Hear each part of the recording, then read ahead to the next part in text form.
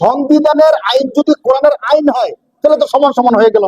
তাহলে দেশের আইনের মধ্যে সমস্যা নাই, কারণ দেশের আইন আর কোরআনের আইন কি এক। কিন্তু সংবিধানের আইনটা যদি কোরআনের সাথে সাংঘর্ষিক হয় তাহলে গিয়ে আমাদের গন্ডগোল সৃষ্টি হয়। এখন যদি সংবিধান মানি তাহলে কোরআনের আইন মানা হয় না। আপনি বলতে পারবেন না যে আমি দোনটাই মানি, কোরআনে যা আছে এবং সংবিধানে যা আছে এই দোনটাই মানি বলা যাবে বলেন? দুইজন ব্যক্তি যদি দাবি করে আমি তার পিতা, আরেকজন ব্যক্তি এসে বলতেছে না আমি তার পিতা, এখন যে দাঁড়ায় আছে সে বলতেছে আপনারা ঝগড়া করেন না, আপনিও আমার বাবা আপনিও আমার বাবা, এটা কি সম্ভব? তাহলে একজনের বৈধ পুত্র আরেকজনের অবৈধ পুত্র যারা সন্তান, তাহলে এক সন্তান যখন দুই বাবা হতে পারে না, একজন মানুষ দুইটা সংবিধান মানতে পারে।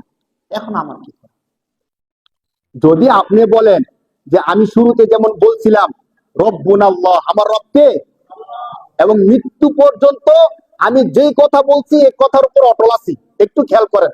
যদি আপনি এই কথাটা সাহস করে বলতে পারেন যে আমি যখন বুঝছি মুসলমান হয়েছি তখন বলছিলাম আমার রবকে, একটু আওয়াজ করে বলেন, আল্লাহর নাম বলতে তো সমস্যা নেই।